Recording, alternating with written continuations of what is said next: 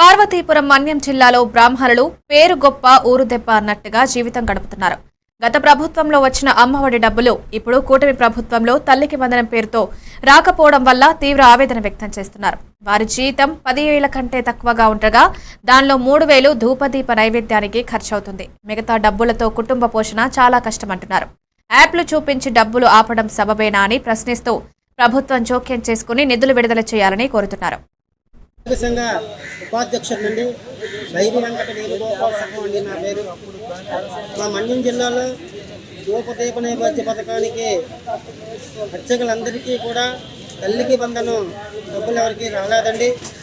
అయితే ఎలిజిబుల్ లిస్టులో పేర్లు ఉండి కూడా బై హోల్డ్ గవర్నమెంట్ డిపార్ట్మెంట్ అని చెప్పి వస్తుందండి. ఎవరికి కూడా తల్లికి బంధనం రాలేదు. అయ్యా, మేము మాకు వచ్చేటువంటి 10,000 రూపాయల గౌరవ వేతనంలో 3,000 రూపాయలు ధూపదీప మధ్యలో ఖర్చు చేయాలండి. మిగతా 7,000 రూపాయలతో మా పిల్లలు పోషించి మా పిల్లలు చదివించుకోవాలండి. దయచేసి రాష్ట్రంలో ఉండేటువంటి ధూపదీప నైవేద్య పథకం అర్చకులందరూ కూడా ప్రభుత్వానికి తెలియపరచండి. మన తల్లికి వందనం పథకం గవర్నమెంట్ హోల్డ్లో పెట్టింది.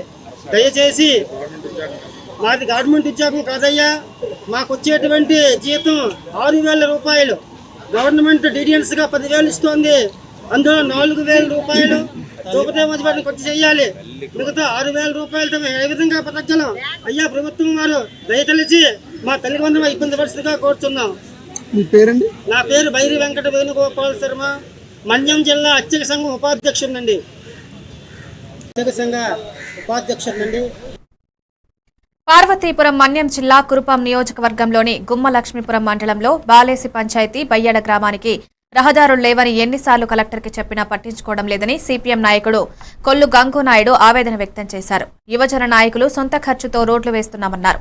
గ్రామంలో రోడ్లు, తాగునీరు, స్కూల్, సాగునీరు లేక ప్రజలు తీవ్ర ఇబ్బందులు ఎదుర్కొంటున్నారు. దూరం కొండ మీదకి నడిచి వెళ్ళాలి.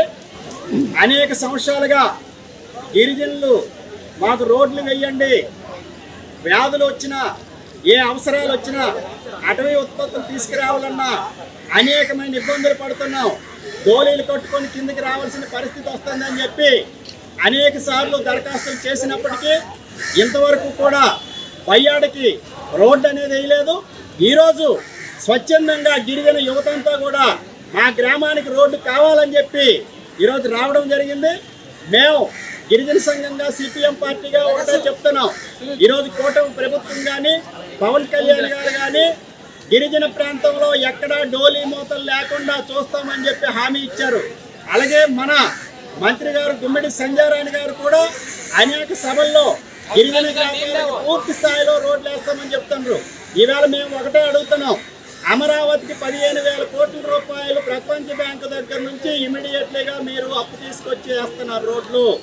మరి గిరిజన గ్రామాలకు ఆ శ్రద్ధ పెట్టాల్సిన అవసరం ఉందా లేదా? ఈరోజు చంద్రబాబు నాయుడు గారు మాట్లాడితే రాష్ట్ర అభివృద్ధి అంటే పోలవరం, అమరావతి తప్ప ఇంకొక అభివృద్ధి కాదని చెప్తున్నారు. ఇది సరైనది కాదు. పోలవరం నిర్మించండి, అమరావతిని అభివృద్ధి చేయండి. అదే సందర్భంలో ఈరోజు గిరిజన యువత కానీ గిరిజనులు కానీ పూర్తిగా అభివృద్ధికి ఆమెడు దూరంలో ఉన్నారు. ఇవాళ ఒక బయ్యాడే కాదు, దాదాపు కురుపాం, గుమ్మలక్ష్మీపురం మండలాల్లో 100 గ్రామాలకి గిరిజన గ్రామాలకి రోడ్లు లేవు. అలాగే